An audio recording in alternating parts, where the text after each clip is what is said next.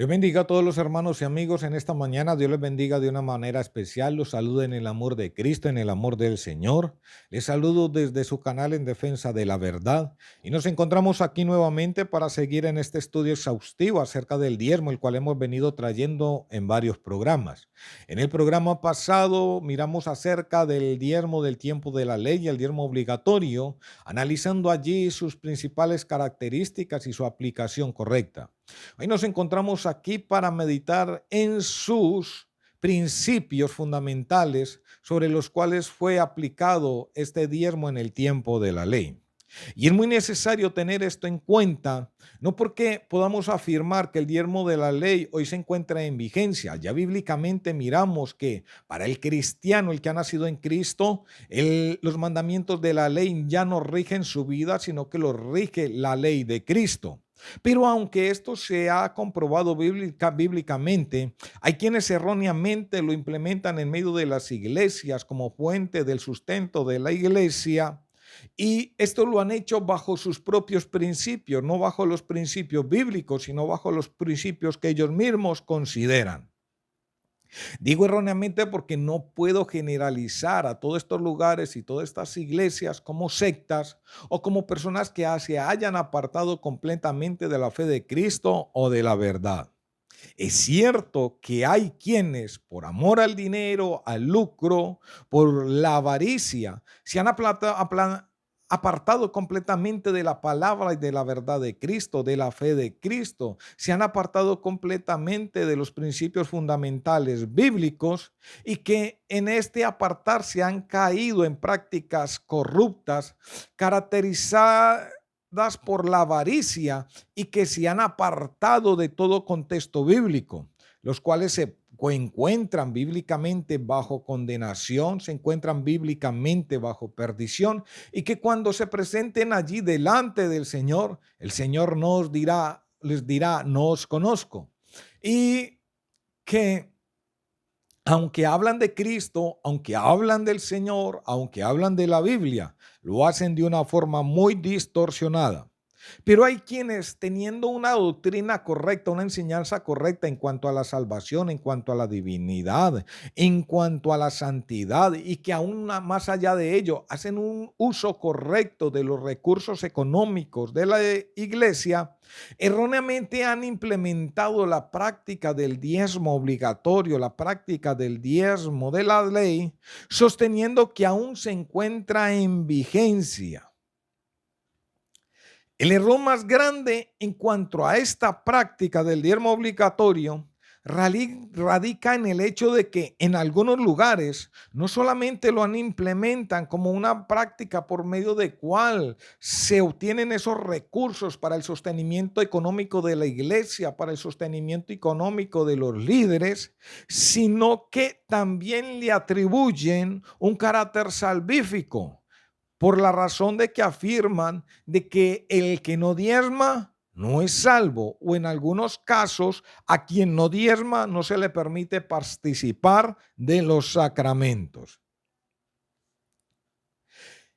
Es en este punto donde este estudio se pone interesante, porque la pregunta es la siguiente: si quienes al día de hoy implementan el diezmo como algo obligatorio, alegando que éste conserva su vigencia, permanece vigente, la pregunta es, ¿por qué no enseñan también todos los principios bíblicos que su aplicación conlleva?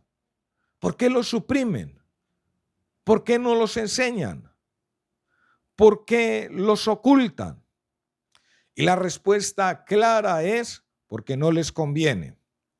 Ahora, vuelvo y le repito, lo he dicho en varios programas, cuando en medio de las enseñanzas se suprimen partes, se suprimen enseñanzas, se suprimen principios, se suprimen enseñanzas, como en este caso, porque no conviene hacerlo, eso ya indica que algo está mal, eso ya indica que algo no está correcto y que lo que se enseña no se está haciendo bajo un fundamento sano, bajo una motivación sana y mucho menos bajo un contexto divino. Para conocer estos principios es necesario tener muy claro las características principales del diezmo de la ley. Ya en un programa pasado enseñamos acerca de estas características, acerca de la aplicación correcta, pero hoy vamos a mirarlo ligeramente de una manera muy resumida para así poder tener claridad sobre la aplicación de estos principios. Porque cuando se mira las características principales de algo y eso se va a poner en práctica, eso se va a implementar, esas características ahora toman su cara de principios. Esas características se tornan ahora como principios. Las características principales del diezmo de la ley son las siguientes. Primero, le fue concedido al pueblo levítico por dos razones. Primera, por su servicio, por su ministerio, porque estos servían en el templo. Y segundo, porque a los levitas no les fue dada heredad en medio del pueblo de Israel. Allí en la tierra prometida no les fue dada heredad, sino que como sustento se les dio los diezmos y Dios les dijo, su heredad soy yo, Dios. Ahora, segundo, no era solo un diezmo, eran 3 diezmos. Y el orden consecutivo en el que se usaba o se aplicaba o se destinaba era el siguiente. El primer diezmo se usaba para el sustento del templo y para el sustento de los levitas. El segundo diezmo se usaba para el disfrute propio de la familia que diezmaba y para sustentar los gastos de esta familia cuando se dirigía al lugar que Dios los congregaba como lugar elegido para congregarse, en este caso Jerusalén. Entonces estos diezmos los utilizaba la misma familia. Y tercero, el tercer diezmo no se llevaba allí a aquel lugar, sino que el tercer diezmo se dejaba allí en las ciudades circundantes a la persona que diezmaba y se le destinaba un uso social, porque este diezmo se utilizaba para la ayuda de todos los necesitados. Tercera característica, el diezmo solo se tomaba de los productos del campo, es decir, de los productos agrícolas y también del producto que salía del ganado, de los rebaños.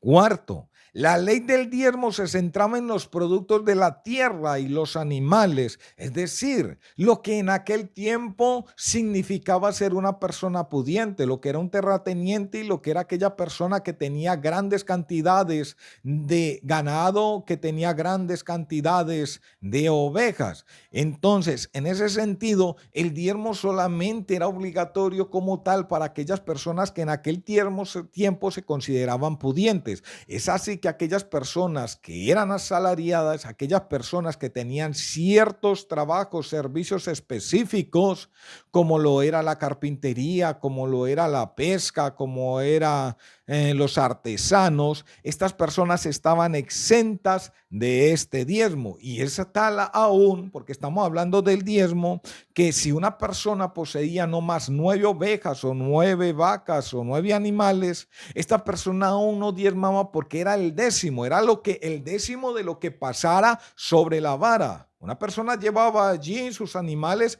y empezaba a contar 1, 2, 3 y cuando contaba el décimo, ese era para el Señor.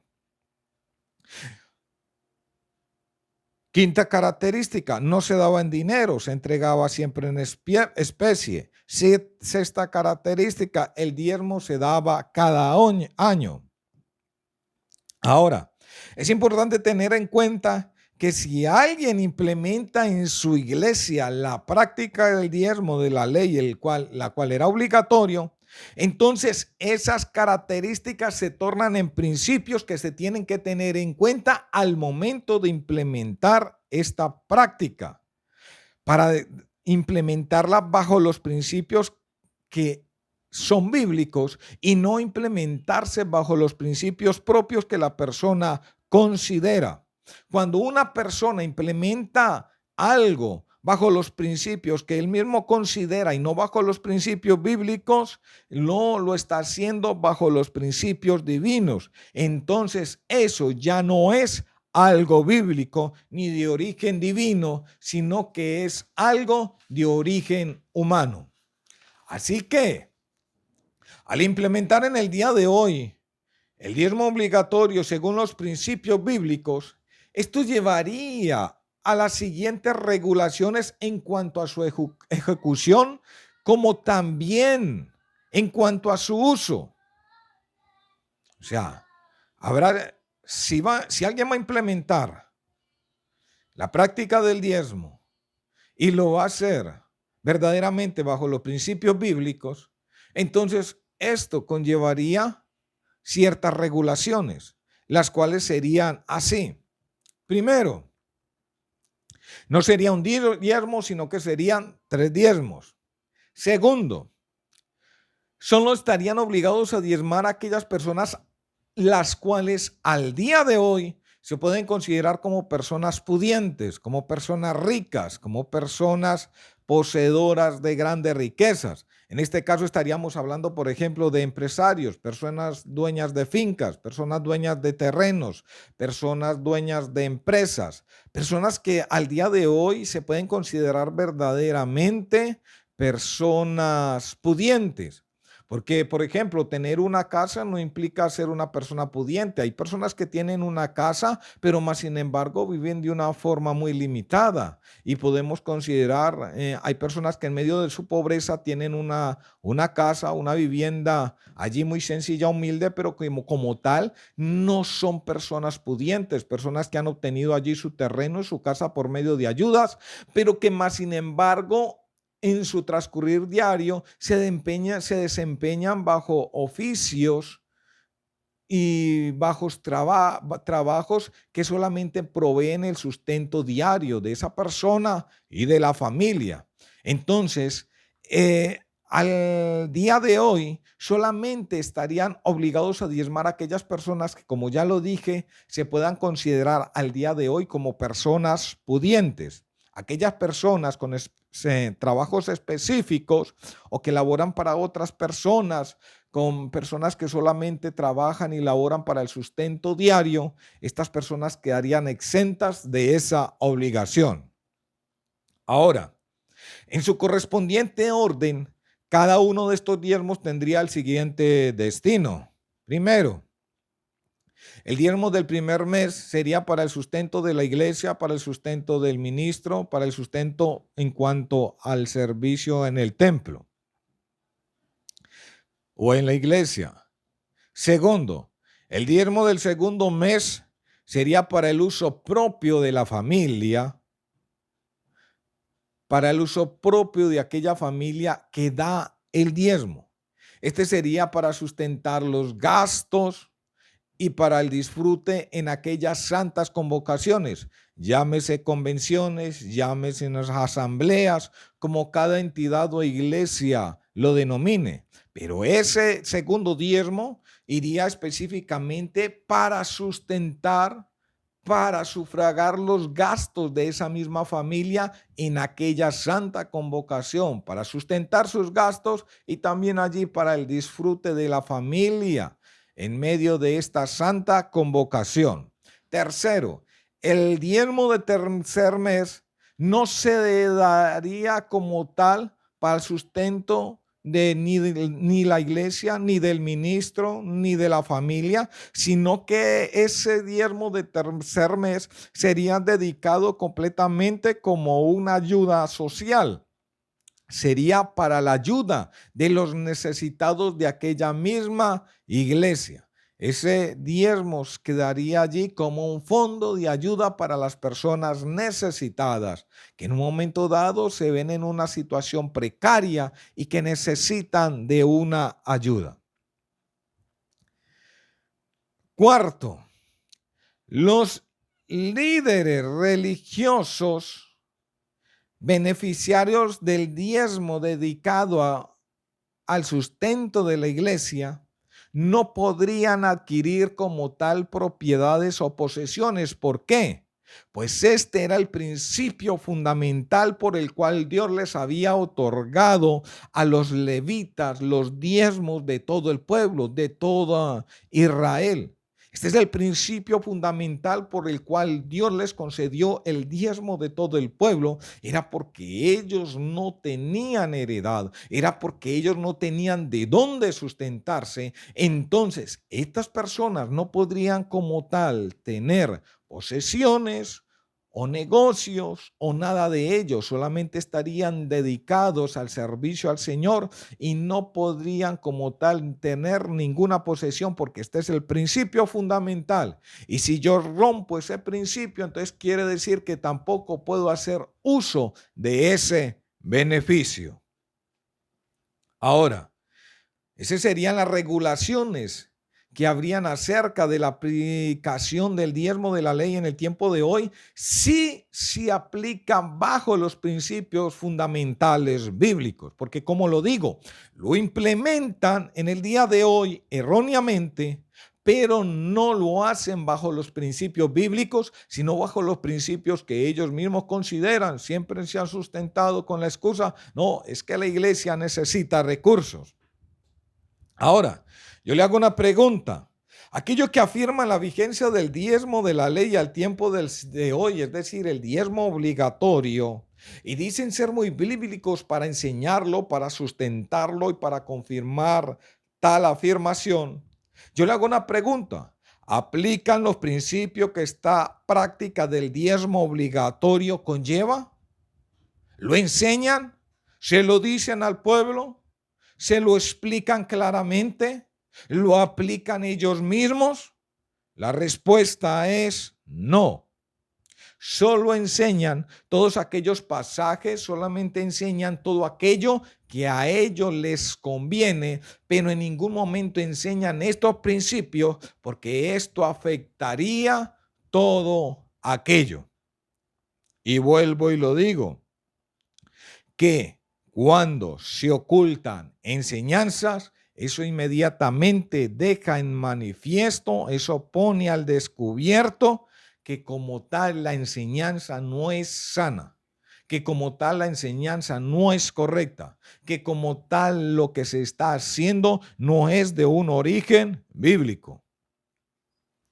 Y lo que sucede es que en medio de todo esto no hemos querido aceptar una realidad, y es que quien apela al diezmo de la ley, quien apela al diezmo obligatorio, quien instaura esto en medio de la iglesia, quien usa esta herramienta como fuente de su sustento y como lo hemos dicho más de una manera obligatoria, y quien usa de todas aquellas herramientas engañosas para hacer que el pueblo diezme, para hacer que el pueblo dé, esto deja ver que aquella persona no confía plenamente en la providencia divina.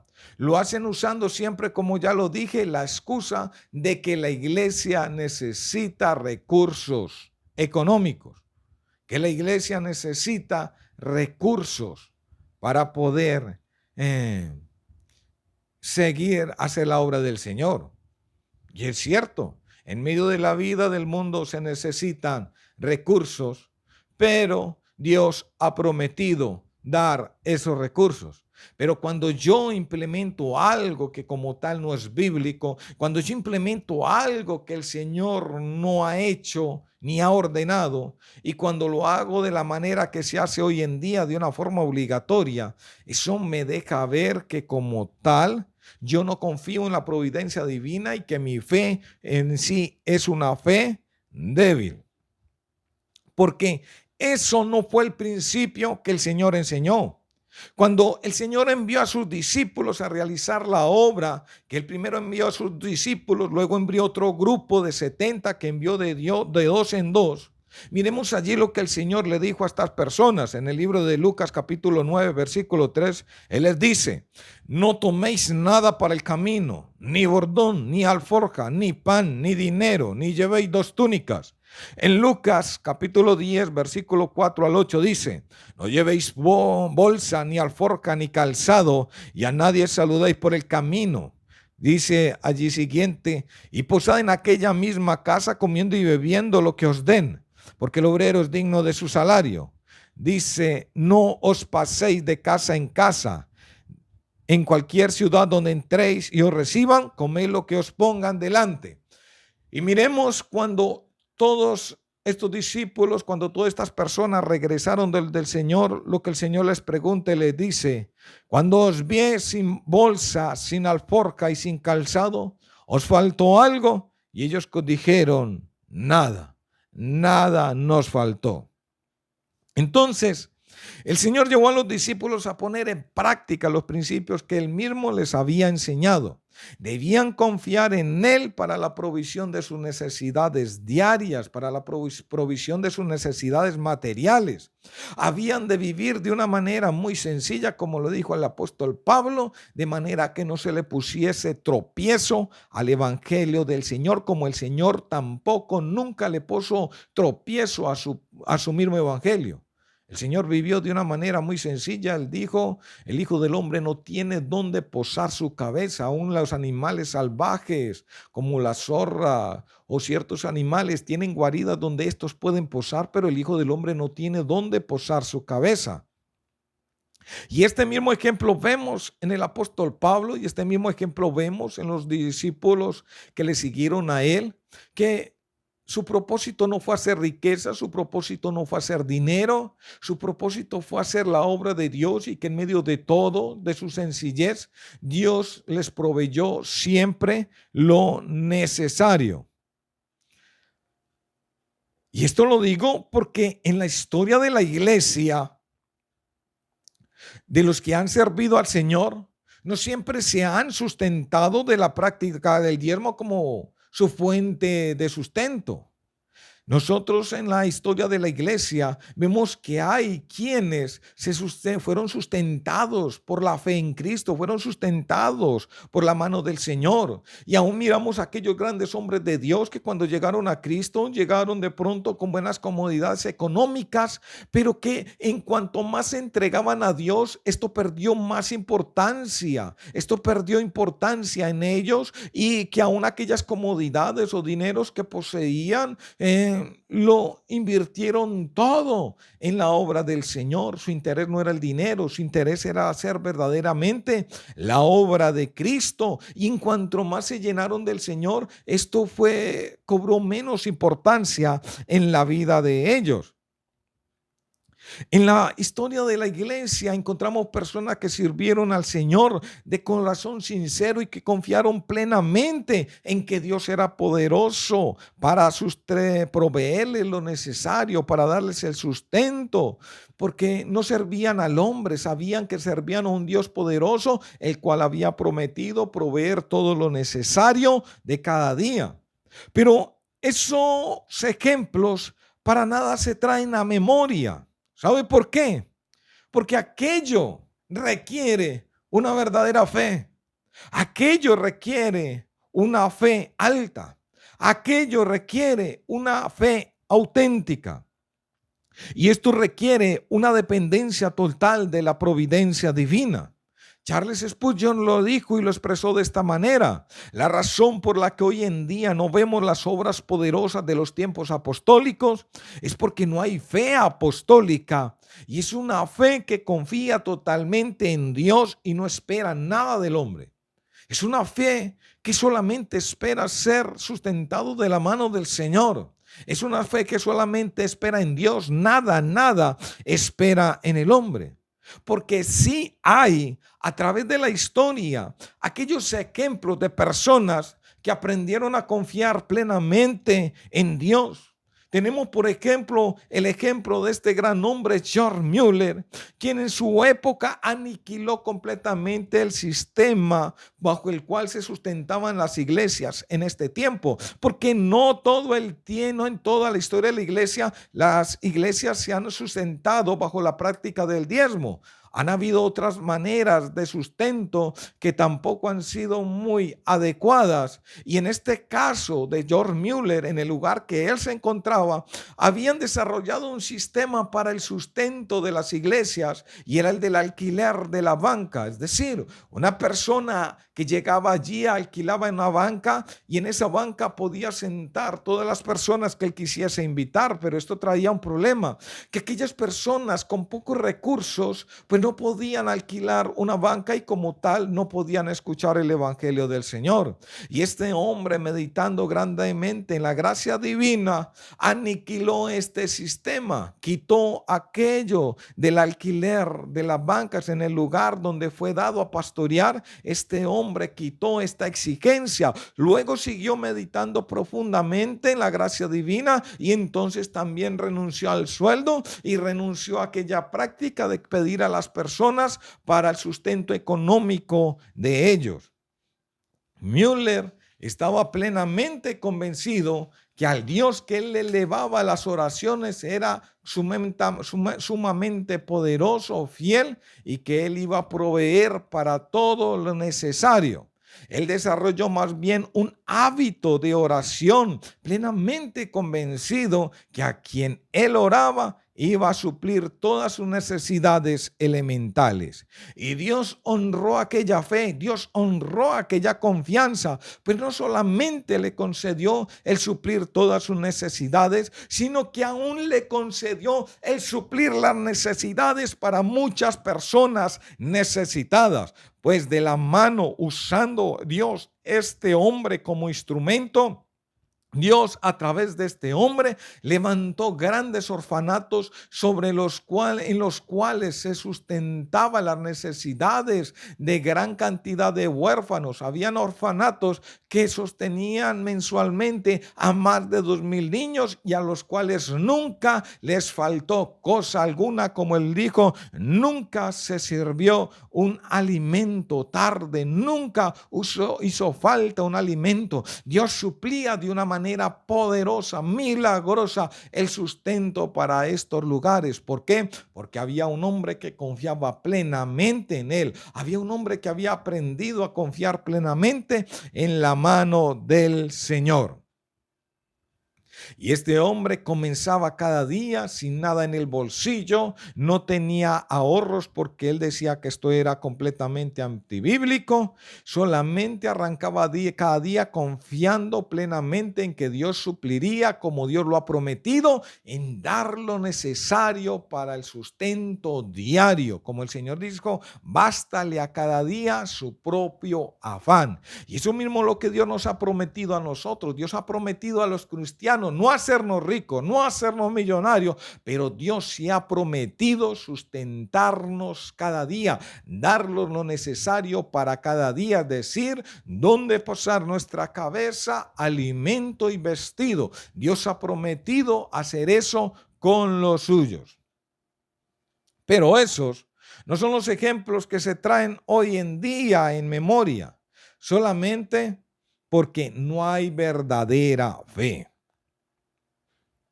Hoy encontramos una gran cantidad de líderes que simplemente han tomado la palabra de Dios como una fuente de ganancia, líderes asalariados que tratan de justificar de una manera o de otra por medio de la palabra de Dios, usando los versículos convenientes, suprimiendo lo que no les conviene, pero que de una manera o de otra han querido sustentar, afirmar que estas prácticas son bíblicas y que Dios así lo ha requerido, como aquellos que han querido implementar siempre el diezmo obligatorio, el diezmo de la ley.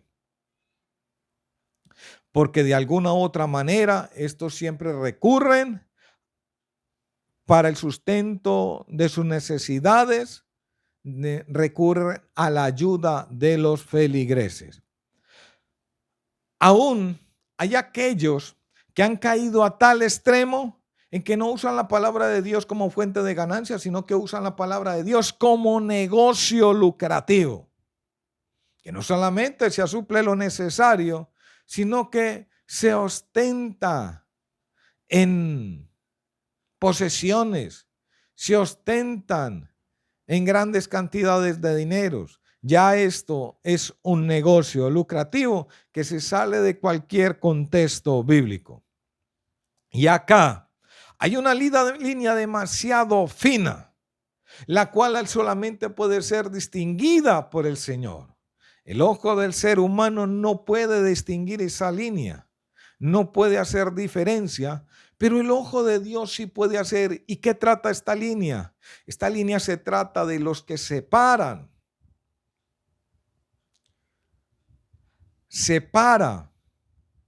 a los que teniendo una enseñanza adecuada, a los que teniendo una enseñanza correcta, a los que teniendo unas doctrinas correctas acerca de la salvación, acerca de la divinidad, acerca de la santidad, que teniendo estas enseñanzas correctas, aplicándolas adecuadamente al pueblo, enseñándolas adecuadamente al pueblo, que siendo personas de Cristo, que enseñan y predican el evangelio, donde hay salvación, donde hay conversión, aún allí en medio de estos lugares erróneamente se enseña esta práctica del diezmo de la ley, instaurándola y aplicándola de una manera obligatoria.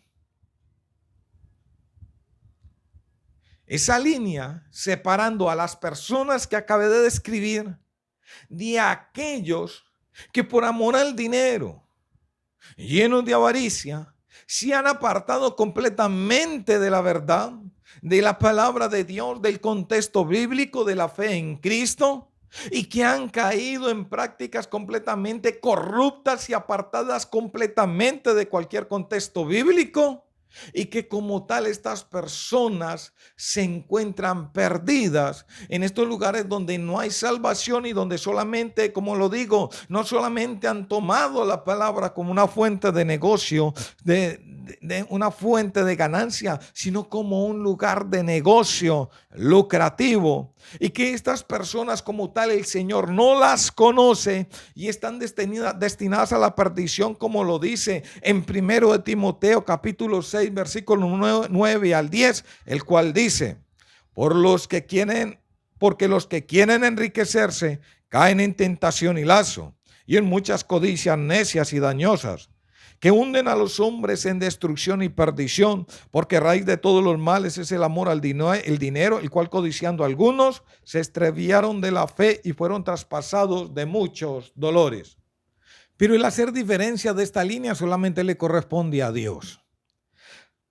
Pero aún aquellos que teniendo una doctrina y una enseñanza correcta han implementado como tal la práctica de la ley del diezmo de la ley como algo obligatorio en medio de sus iglesias, aunque lo hayan hecho erróneamente, estas personas y todo lo que hayamos hecho erróneamente, de todo esto tendremos que dar cuenta ante nuestro Señor Jesucristo.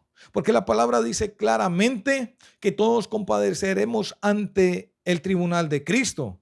Y es allí, ante aquel tribunal, donde todo nuestro servicio y todo lo que hayamos hecho en el nombre de Cristo será puesto a prueba por el mismo Señor, el cual conoce las motivaciones de los corazones por la cual fue hecho, y será puesto en descubierto si aquello fue hecho realmente por una motivación sana o por una motivación pecaminosa. Y aquella persona, aunque es salva, en caso de que sea hallada haciendo algo mal, en ese caso entonces sufrirá pérdida y no recibirá recompensa. Porque el Señor puede ver claramente la motivación con la cual nosotros servimos al Señor. Porque hay veces que de labios expresamos un servicio para Cristo, pero realmente dentro de nuestro corazón esa motivación no es sana, esa motivación no es correcta. Pero esto es algo que solamente le corresponderá a nuestro Señor el día que estemos allí con Él cara a cara. Así, amado hermano, hasta aquí esta enseñanza de los principios acerca de la ley. Esto para que quede con claridad si verdaderamente en su iglesia se está enseñando todo completamente o si simplemente se está ocultando lo que no quiere que se sepa. Y si esto se está ocultando, entonces eso es porque la aplicación que allí se está haciendo no es completamente sana. La verdad tiene que ser expresada completamente. La verdad no se da a medias. La verdad se da completa.